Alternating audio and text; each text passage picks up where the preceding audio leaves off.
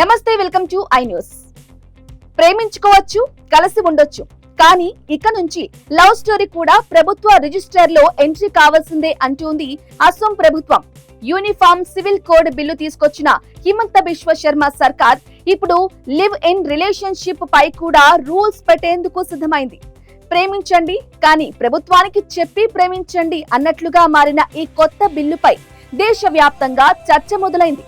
అయితే ఇందులో నిజంగా మహిళల రక్షణ ఉందా, లేక ప్రేమ జంటలపై మరో కొత్త పర్యవేక్షణ? ఇప్పుడు పూర్తి వివరాలు చూద్దాం. అసోం అసెంబ్లీలో ప్రవేశపెట్టిన యూనిఫామ్ సివిల్ కోడ్ బిల్లు ఇప్పుడు దేశ రాజకీయాల్లో హాట్ టాపిక్ గా మారింది.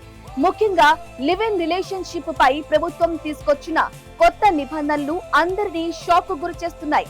ఇప్పటి వరకు ఇద్దరి ఇష్టం వాళ్ళ జీవితం అనుకున్న లివ్ ఇన్ రిలేషన్షిప్ ఇక నుంచి ప్రభుత్వ ఫైల్లో కూడా ఉండాల్సిందే అంటోంది అసోం ప్రభుత్వం. ఈ బిల్లు ప్రకారం లివ్ ఇన్ లో ఉన్న జంటలు తప్పనిసరిగా రిజిస్ట్రేషన్ చేసుకోవాలి. అది 1 నెలలోపు, లేకపోతే జరిమానా, అవసరమైతే జైలు శిక్ష కూడా ఉండొచ్చని ప్రతిపాదించారు. ఇక సోషల్ మీడియాలో అయితే నెటిజన్లు సెటైర్లు పేలుస్తున్నారు. ప్రేమించే ముందు ఆధార్ లింక్ చేయాలా, బ్రేకప్ అయితే సబ్ రిజిస్ట్రార్ ఆఫీస్ లో అప్లికేషన్ పెట్టాలా అంటూ మీమ్స్ వైరల్ అవుతున్నాయి.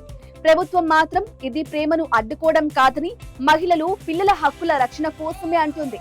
లివ్ ఇన్ లో మోసపోయిన మహిళలకు చట్టపరమైన రక్షణ ఇవ్వడం, పిల్లలకు వారసత్వ హక్కులు కల్పించడం ఈ బిల్లులో ప్రధాన ఉద్దేశమని సీఎం హిమంత బిశ్వ శర్మ చెబుతున్నారు. అయితే మరోవైపు ప్రతిపక్షాలు మాత్రం మండిపడుతున్నాయి. ప్రైవేటు రిలేషన్షిప్లలో కూడా ప్రభుత్వం జోక్యం చేసుకుంటుందా అంటూ కాంగ్రెస్, తృణమూల్, ఇతర పార్టీలు ప్రశ్నిస్తున్నాయి.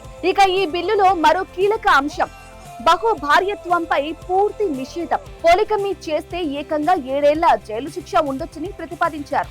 వివాహాలు, విడాకులు కూడా తప్పనిసరిగా రిజిస్టర్ చేయాలని బిల్లు చెబుతోంది.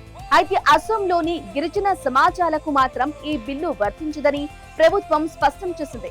ఇక దేశవ్యాప్తంగా ఇప్పుడు ఒకటే డిస్కషన్, ప్రేమకు కూడా పర్మిషన్ కాలం వచ్చేసిందా, లివ్ ఇన్ అంటే లవ్ స్టోరీనా లేక లీగల్ ఫైలా అంటూ ప్రజలు చర్చించుకుంటున్నారు.